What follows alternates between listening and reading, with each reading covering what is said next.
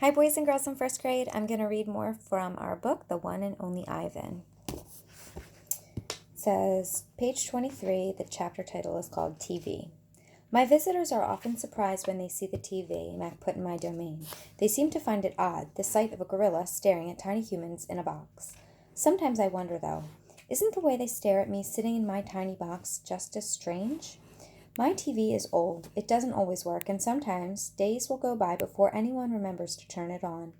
I'll watch anything, but I'm particularly fond of cartoons with their bright jungle colors. I especially enjoy it when someone slips on a banana peel. Bob, my dog friend, loves TV almost as much as I do. He prefers to watch professional bowling and cat food commercials.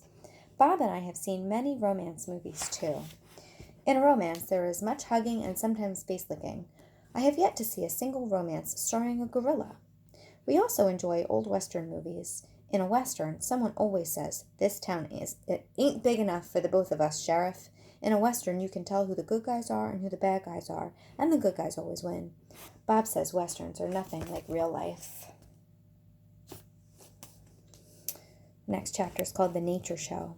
I have been in my domain for 9,855 days, alone.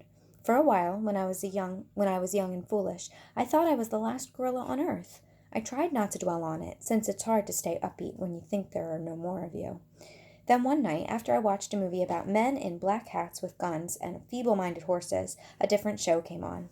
It was not a cartoon, not a romance, not a western. I saw a lush forest, I heard birds murmuring, the grass moved, the trees rustled. Then I saw him. He was a bit threadbare and scrawny, not as good-looking as I am, to be honest, but sure enough, he was a gorilla. And as suddenly as he appeared, the gorilla vanished, and in his place was a scruffy white animal called, I learned, a polar bear, and then a chubby water creature called a manatee, and then another animal and another. All night I sat wondering about the gorilla I'd glimpsed. Where did he live? Would he ever come to visit? If there was a he somewhere, could there be a she as well? Or was it just the two of us in all the world trapped in our own separate boxes? Stella. Stella says she is sure I will see another real, live gorilla someday, and I believe her because she is even older than I am, and has eyes like black stars, and knows more than I will ever know. Stella is a mountain. Next to her I am a rock, and Bob is a grain of sand. Every night when the stores close and the moon washes the world with milky light, Stella and I talk. We don't have much in common, but we have enough. We are huge and alone, and we both love yogurt raisins. Sometimes Stella tells stories of her childhood, of leafy canopies hidden by mist and the busy songs of flowing water. Unlike me, she recalls every detail of her past. Stella loves the moon with its untroubled smile.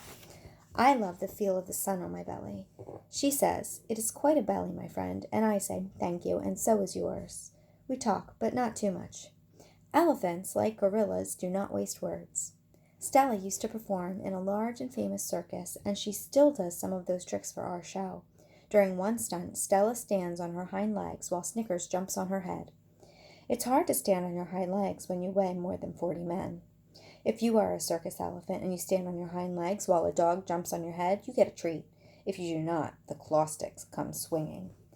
Elephant hide is thick as bark on an ancient tree, but a claw stick can pierce it like a leaf.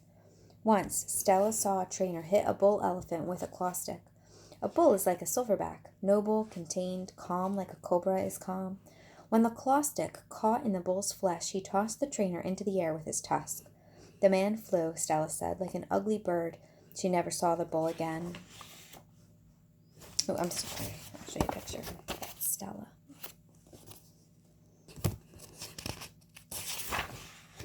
Stella's trunk. Stella's trunk is a miracle. She can pick up a single peanut with elegant precision, tickle a passing mouse, tap the shoulder of a dozing keeper. Her trunk is remarkable, but still it can't unlatch the door of her tumble-down domain. Circling Stella's legs are long-ago scars from the chains she wore as a youth, her bracelets, she calls them. When she worked at the famous circus, Stella had to balance on a pedestal for her most difficult trick. One day she fell off and injured her foot. When she went lame and lagged behind the other elephants, the circus sold her to Mac. Stella's foot never healed completely. She limps when she walks, and sometimes her foot gets infected when she stands in one place for too long. Last winter, Stella's foot swelled to twice its normal size. She had a fever, and she lay on the damp, cold floor of her domain for 5 days. They were very long days. Even now, I'm not sure she is completely better. She never complains, though, so it's hard to know. At the Big Top Mall, no one bothers with iron shackles. A bristly rope tied to a bolt in the floor is all that's required. They think I'm too old to cause trouble, Stella says. Old age, she says, is a powerful disguise.